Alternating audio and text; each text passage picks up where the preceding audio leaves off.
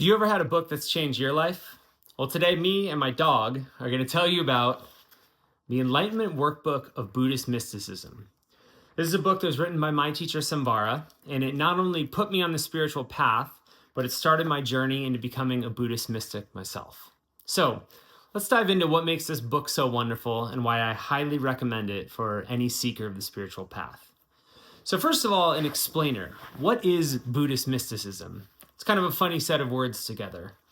But if you take the two parts, first is Buddhism. So that's the form factor of my practice meditation, mindfulness. I'll use Buddhist terminology in how I teach and how I experience the world. But it also combines it with mysticism. And mysticism, you can think about, is the infusion of energy plus magical intention. So it takes two things that are maybe inherently opposites. Buddhism is a lot about selflessness. It's a lot about letting go. Mysticism is a lot about how to utilize energy in different ways. So like, how does something that's about not doing mix with something about doing? Well, in the middle, they form this perfect balance, which is why they go so nicely together. So this book talks about Buddhist mysticism, and what I really like about it is it gives a ton of very practical ways to practice. So the book's organized into two parts, essentially. There's chapters that talk about different Buddhist or mystical concepts, but every couple of pages, you'll encounter an exercise. And an exercise has these little gray text boxes. And this is something to actually do in your physical life and practice to have an experience of Buddhist mysticism. And it's nice because it starts with very easy and attainable things. One of the first exercises is to buy a journal. And when I did this exercise 17 years ago, I bought my first journal, I started recording my spiritual experiences, and I've kept up that practice for 17 years.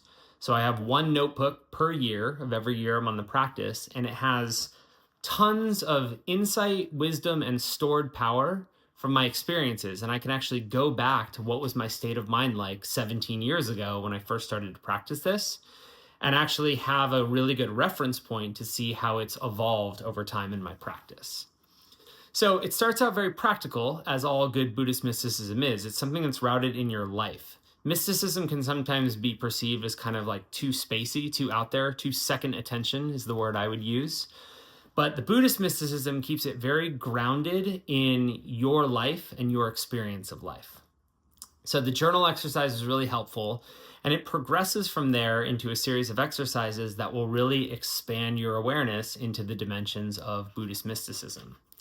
So another example, and it gets about halfway through the book, what was really interesting to me when I first did these exercises was there was a lot of exercises reflecting on death and mortality.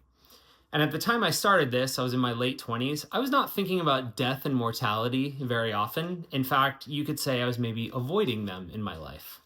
It wasn't something that was pleasant to think about. I certainly didn't spend much time reflecting on it. And it was really interesting to me as the reflections on death progressed through the book, they got kind of more and more real, starting from, very basic, go buy a flower and then journal, reflect on as that flower dies. It goes through this transition, this transformation. Like, what does that feel like? What do you experience that as? That's a good kind of, scratch the surface of a reflection on death. But it gets into much more interesting topics. So I'll read you the exercise for the assignment, Reflections on My Death. Find the obituary section in your local paper. Take the obituary section with you and go to a cemetery. Take an hour or so for your reflection. Sit down amongst the headstones. Read the obituary section there. Read some of the headstones. Reflect on the people who have died and lay before you and who are remembered in the obituaries. If you don't have time to go to a cemetery, reflect on what you know about cemeteries or recall a time that you went to a cemetery in the past. Open your Enlightenment journal to a new page. Entitle the page Reflections on My Death. Write your own obituary. If you were to die right now, what would your obituary say? Now write your own epitaph. If one of these headstones were yours, what would it say?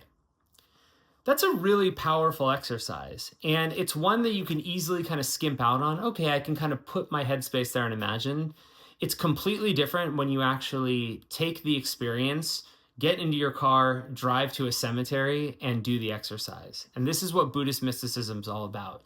You have to actually have the direct experience of something in order to derive the energy from it, in order to learn from it. So we're all about direct experience in Buddhist mysticism. And I really loved these exercises because it gave me a structured way to confront something in my own awareness that I was actually honestly very scared to deal with.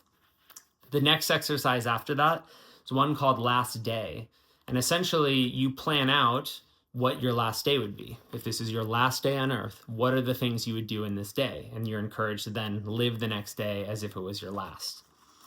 And exercises like this are so fascinating because you can conceptually think, oh, in my last day, I'd do all this stuff. I'd fly to Paris. I'd do whatever. But you realize that you're really limited to a finite 24 hours.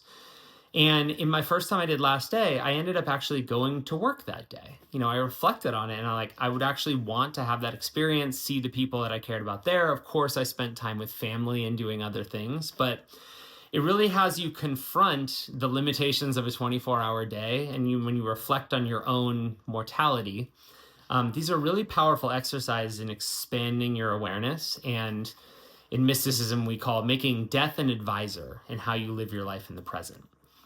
So I was not prepared to spend, roughly a third of the book reflecting on my own death, but it was a really powerful exercise. And I realized years later in reflecting on this practice that it made me comfortable in a lot of actually intense situations that I might have otherwise karmically shied away from. So really powerful. I want to tell you about one more exercise, which is my favorite in the whole book, which is the one I recommend to anyone, any emerging Buddhist mystic. And it's an exercise called Proof That You're Psychic. And Proof That You're Psychic is a great exercise. And essentially what it is you drive out to a place of nature. You go to the beach, you go to a park, somewhere where there's not a lot of people, but you're in natural beauty of nature. And you spend an hour there. You're not doing anything, you're not meditating, you're just sitting, walking, observing your mind. And then you write in your Enlightenment journal what you observe in your mind. And then immediately after that exercise, you drive straight to an IKEA or an equivalent big box store, and you spend an hour in IKEA and you do the same exercise. You just see what kind of thoughts you have, and then you journal them. And you compare those two experiences. And what you inevitably find is that in nature, at the beach, near the ocean, your mind is actually very still. You have a couple of thoughts, but they come, they go. They're not quite as close. And in the IKEA, you have a very different experience because IKEA is crazy.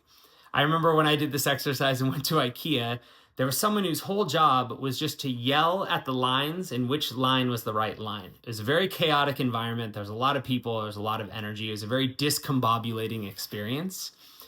And this exercise shows you that you're actually very influenced by your surroundings. When you're in an IKEA, it's much harder to still your thoughts than when you're at the beach. And this is a wonderful reminder that once you do this exercise, it becomes very clear. You can actually toggle into your everyday life. So now I make sure that I spend at least a little bit of time today taking a break, going outside, walking around, feeling the wind. And this is a practice I've kept up for years now. So this book is so full of wonderful little exercises that develop your Buddhist mystic skills. And one more that I'll just tell you about, that in the book, they started as a 10-day exercise, but it's called Happy Every Day.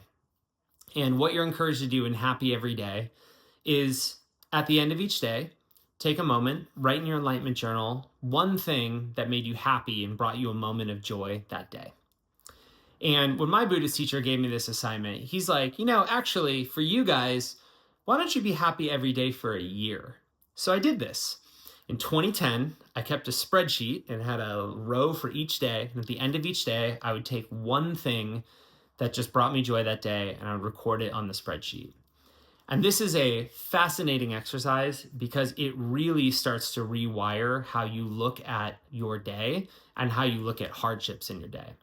Because I had days during that year where I went through breakups. I had incredibly difficult times at work. I got in arguments. I did all sorts of things that maybe under normal circumstances would have ruined my day. But because I was doing this exercise, I was forced, even in the hardest days, to find one little glimmer that I could memorialize at that day that brought me happiness. And the interesting thing that happens on the macro when you stack that up for 365 days is that you're left with 365 little nuggets that even if you had the worst day, that breakup, the argument, the thing that just completely ate up your day, you've actually taken the time to store the power of that one piece of happiness. And actually, when you go back and remember that day, you'll remember it very differently because you're leaning into this happy memory instead of the really chaotic memories or the really sad memories. And again, this is not that we're avoiding sad memories. We're not bypassing things that happen. We want to acknowledge them and experience our life and meet it head on. But we also have to have this awareness that getting out of your state of mind when you're in a really difficult situation, you can still experience these moments of freedom. And it's important to memorialize that. We call writing in the journal storing power in mysticism. And it's very important because what you focus on, you become. What you write down in your journal becomes your history. So these are very, very important, beautiful exercises available for all skill levels. I try to go through this book about once a year to just refresh my memory of that experience of newness and keep Buddhist mysticism something that's very real and prevalent in my life now. Now, of course, as you practice Buddhist mysticism over time, it expands in all sorts of ways. Your meditation practice will take off. Your states of mind that become available will become unbelievable. But it's actually these practical, bringing it back into your life and your experience in the real world, the physical world. This is what makes Buddhist mysticism real. It's what makes it vibrant and what makes it the most important practice in my life. So I cannot recommend enough the Enlightenment Workbook of Buddhist Mysticism by Samvara. It's available on Amazon. This book will change your life as it's changed mine. Thank you so much for watching. This is Samvara and the doggy wishing you a wonderful rest of your day.